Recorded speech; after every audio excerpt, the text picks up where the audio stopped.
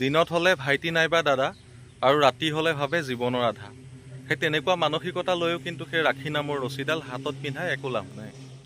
ৰাখী পিন্ধি কি লাভ হ'ব যদি ৰাস্তাত ছোৱালীৰ শ্লীলতা হানি কৰা সেই ল'ৰাকেইটাক তুমি টানি আনি ঘুচিয়াই দাঁতকেইটা ভাঙি দিব নোৱাৰা।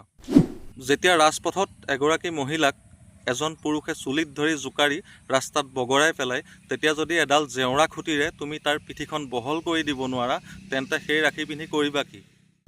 সেইডাল ৰাখীৰ মূল্য তুমি কেনেকৈ ৰাখিবা যদি নিজৰ ভনীক ভনী বুলি ভাবি আনৰ ভনীক তুমি টানি অনাৰ ধান্দা কৰি থাকা?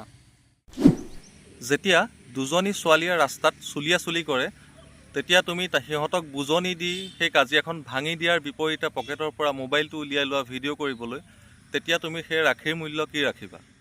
সদায়ে মৌমিতা দেৱনাথৰ দৰে ছোৱালীবিলাকৰ কাৰণে চকু পানী টুকি টুকি আত্মাৰ শান্তিৰ কামনা কৰি তুমি ৰাখীৰ সন্মান কি বচাবা? হাতত সেই ৰাখী নামৰ ৰছীডাল পিন্ধি কি লাভ যদিহে তুমি ৰাস্তাত কোনোবা এগৰাকী মহিলাৰ শ্লীলতা হানি কৰা সেই ল'ৰাকেইটাক ধৰি আনি ঘুচিয়াই দাঁতকেইটা ভাঙি দিব নোৱাৰা? ৰাখীডাল পিন্ধি কি লাভ যদিহে তুমি সেই ৰাস্তাত দুজনী ছোৱালীয়ে যেতিয়া চুলিয়া চুলি কৰি থাকে, বগৰা বগৰী কৰি থাকে, সেই সময়ত তুমি সিহঁতৰ কাজিয়াখন ভাঙি নিদি পকেটৰ পৰা মোবাইলটো লৈ যদি তুমি ভিডিঅ' বনোৱা? ৰাখীডালৰ মূল্য তুমি বুজিবা কেনেকৈ যদিহে মৌমিতা দেৱনাথৰ দৰে হাজাৰজনী ছোৱালীৰ কাৰণে বাৰে বাৰে মম জ্বলাই তুমি তেওঁলোকৰ আত্মাৰ কাৰণে শান্তিৰ কামনা কৰা? যেতিয়া ৰাস্তাত এজন মানুহে এগৰাকী নাৰীৰ চুলিত ধৰি বগৰাই পেলাই, সেই সময়ত সেই নাৰীগৰাকীৰ লগত যিজন পুৰুষ থাকে, সেই পুৰুষজন যদি সেই মানুহগৰাকীৰ স্বামীও হয়, তথাপিও তেওঁক যদি ধৰি আনি তুমি জেওৰা খুটিয়ে পিঠিটো বহল কৰি দিব নোৱাৰা, তেন্তে সেই ৰাখীডাল পিন্ধি তুমি কি কৰিবা? নিজৰজনী ভনী আৰু আনৰজনী টানি অনাৰ যি মানসিকতা, সেই মানসিকতা লৈ তুমি ৰাখীডাল পিন্ধিবলৈ হাতখন কেনেকৈ আগবঢ়াই দিবা? কোন সতেৰে তুমি ৰাখী পিন্ধিবা যদি চিনাকি ছোৱালীজনীৰ ভাইৰেল হোৱা অশ্লীল ভিডিঅ'টো বিচাৰি বিচাৰি তুমি ইণ্টাৰনেটত খুচৰি ফুৰা? ৰাতি 12 বজাত অশ্লীল মেছেজ আৰু ভিডিঅ' কলেৰে এগৰাকী মহিলাক ব্যতিব্যস্ত কৰি পুৱা হ'লে তুমি তোমাৰ নিজৰ ভগ্নীক হাতখন কেনেকৈ পাতি দিবা সেই ৰাখীডাল পিন্ধিবলৈ?